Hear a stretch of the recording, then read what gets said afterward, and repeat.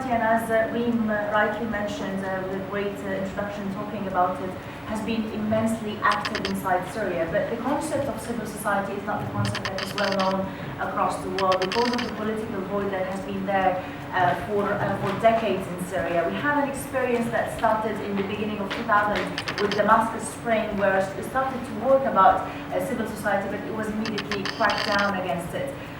But with the start of the uprising in Syria, there were many activists who've been involved in human rights records and human rights work and civil society activism on a very minimal stage before the uprising. They started empowering the civil society. They're starting to influence the political movement, maybe influencing the protest movement by deciding what kind of slogans should be there, how to address the audience, how to tackle the issues. But that's right, we immediately moved after that to adapt and change depending on how the situation is developing. And as the situation has been developing into more security crackdown and more violence, most of the civil society activists have moved towards raising awareness campaigns inside the country. Now, with the crisis also developing into localized areas, and the cities and towns are cut from each other, and there is, with the violence and presence of armed groups and the FSA and the absence of the state, many groups started to develop the idea of local councils. المجالس المحلية, and these local councils were based on the civil society movement, promoting civil society activism, promoting the idea of civil personnel who are in control of the area. There has been many successful examples of civil society activism given the high security risks that they are working on, where even women have played a very important role in creating different alternatives and different options to find solutions for the crisis, and mainly women also creating means of finding funding for their lives, not only relying on aid coming from different donors or different UN agencies, but also creating means. Widely believed that all those who are trying to topple Assad regime are head choppers. Why? Because the majority of the mainstream media present the opposition like this, in this image, while it's really far from the truth, from what is really going on the ground.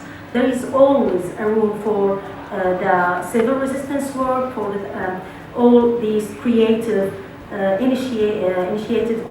The first stereotype is that something can be done now, not just the day after.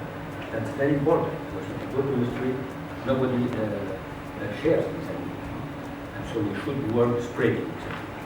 The second stereotype is that there's no hope. There's only sadness and darkness, and here there's hope. And I think that the hope you manage Jusoor to put within this room is the hope of many Syrians, probably of hundreds of thousands of Syrians. And this is important because it's the basis for doing something. And the third stereotype, which was also a comment of my friend, is that you can bring together something like 100 of Syrians, not only for talking, even not only for fighting, but for doing things. But I think that the time of promoting democracy, that time is over. We are living now in a new context, in general in the Arab world. I live in Egypt, I've been living there for 5 years, and I can assure you that the language, the tools, the ideas we are trying to put in place now have nothing to do with what we are doing under Mubarak's regime just 4 years ago. In Syria, there's no civil society, there's a civil society. Probably there's even more civil society now than there was under the good times of the regime of Assad.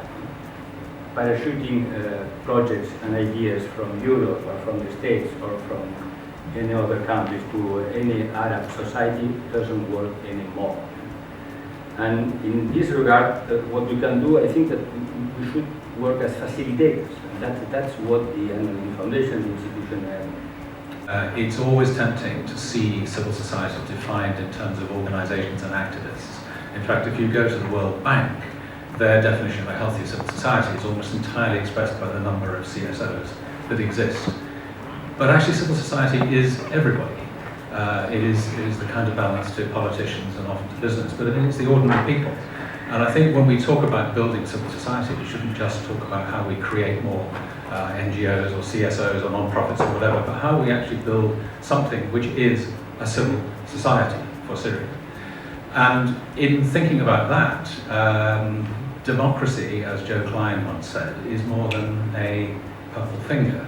It requires everybody, again, to feel that they are participating and they have the means and the platform and the capacity to do so, which requires attitude change, it requires platforms, it requires all sorts of things.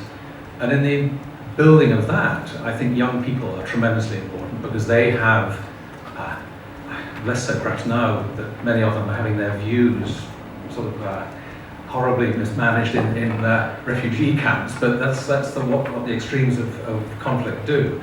But in general, young people have more open minds than older. And they are the ones who should be, I think, best sort of address the sort of hopes and aspirations for the change, because they can make it happen. We believe that this can be done by two main keys. First, by raising awareness amongst Syrian people, not only about their basic human rights, but also about their duties. And by empowering and engaging all the people from different backgrounds with no discrimination between them, to engage them to build the Syria they want.